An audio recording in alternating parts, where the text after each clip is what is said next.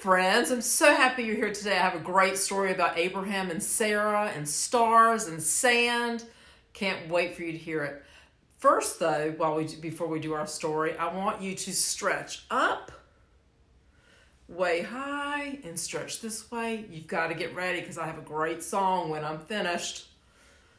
Okay, I think we're ready for our story. Here we go.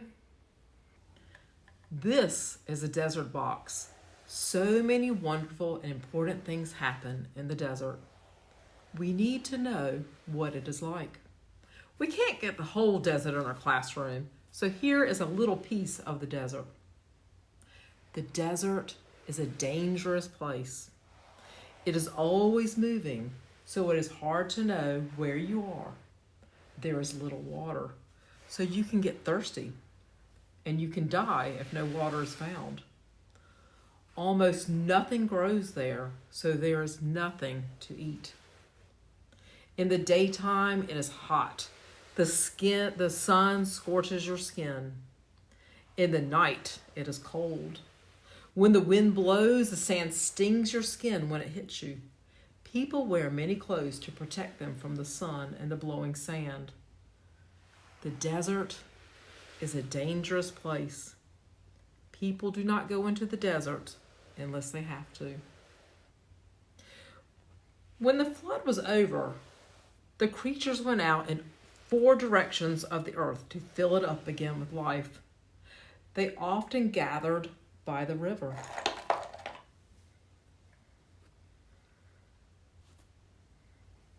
Whoops.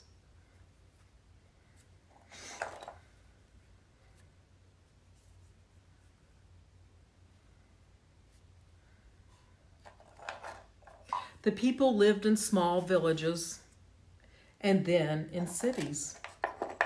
One of the most ancient cities and greatest was the city of Ur.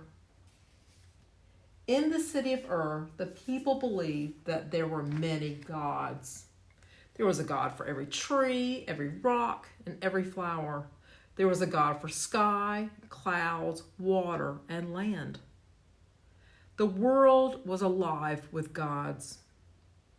But there was one family that believed that God was in every place. They did not know this yet, but this is what they believed. Abram and his wife Sarai were part of that family.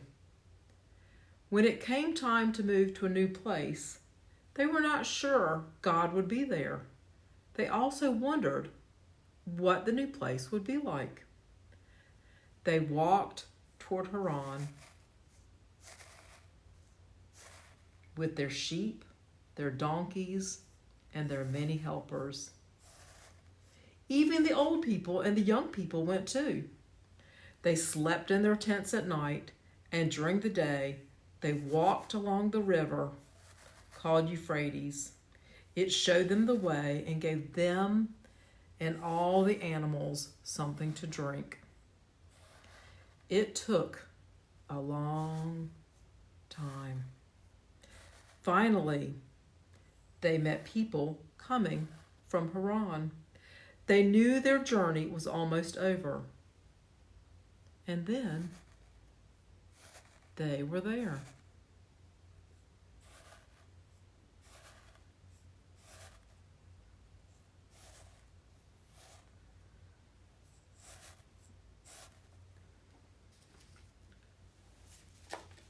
Sometimes Abram would go to the edge of the desert and look across the sand and into the sky. Then God came so close to Abram, and Abram came so close to God that he knew what God wanted him to do. God wanted Abram and Sarai to move on again to another new place. And God said, I will make you a great family. I will bless you, and you will be a blessing. Abram and Sarai did what God said. They walked into the desert to the west of Haran and walked toward Canaan.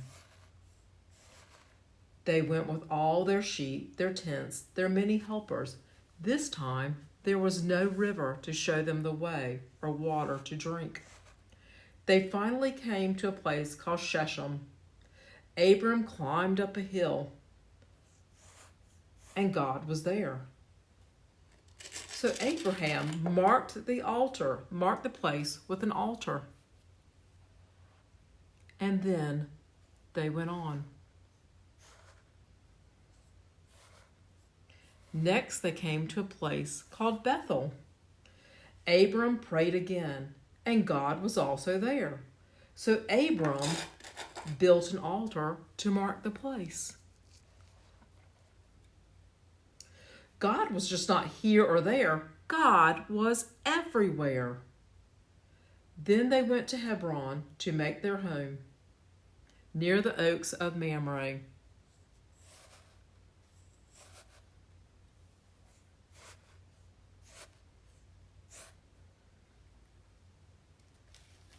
One night, God brought Abram outside.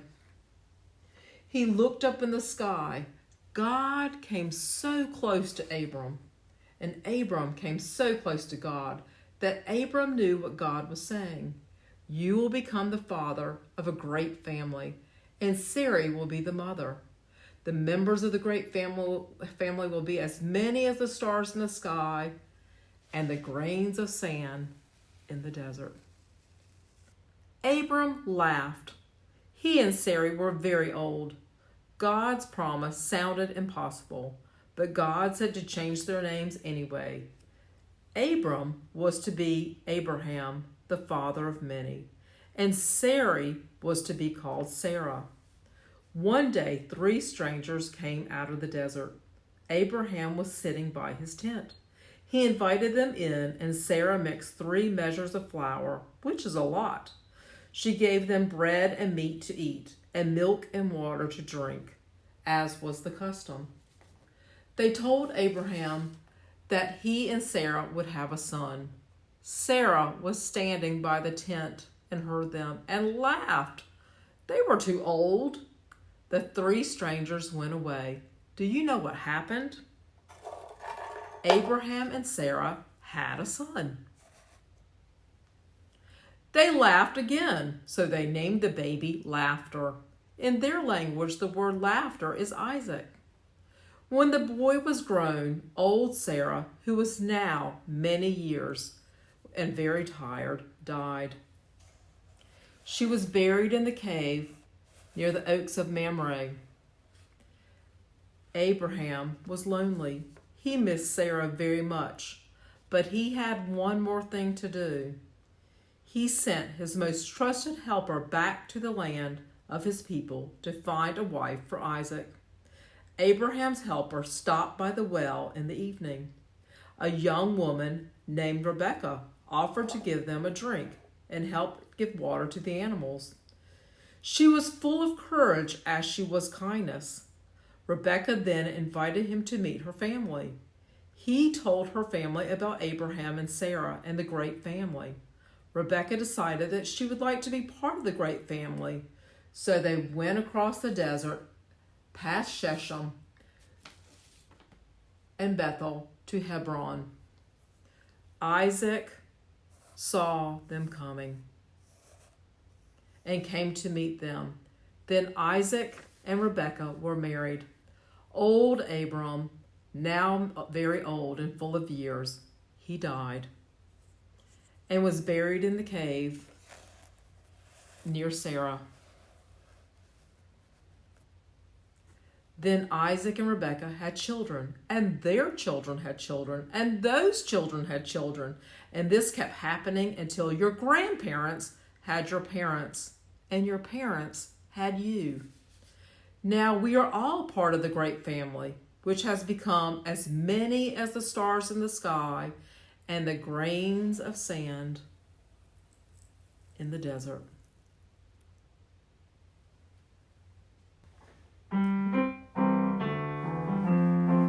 Father Abraham had many sons. Many sons had Father Abraham. I am one of them, and so are you.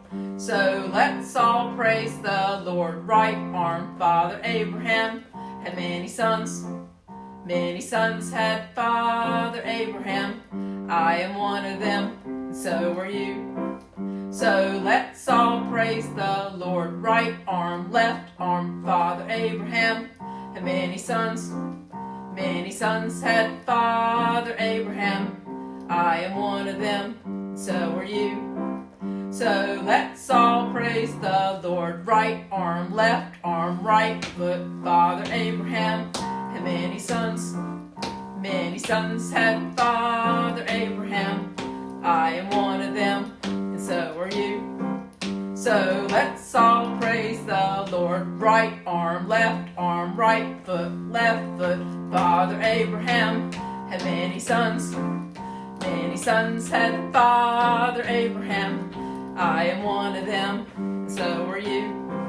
So let's all praise the Lord. Right arm, right foot, left foot, chin up, Father Abraham. Had many sons had Father Abraham. I am one of them, and so are you. So let's all praise the Lord. Right arm, right foot, left foot, chin up, turn around, Father Abraham. And many sons had Father Abraham. I am one of them, so are you. So let's all praise the Lord. Right arm, right foot, left foot, chin up, turn around, sit down.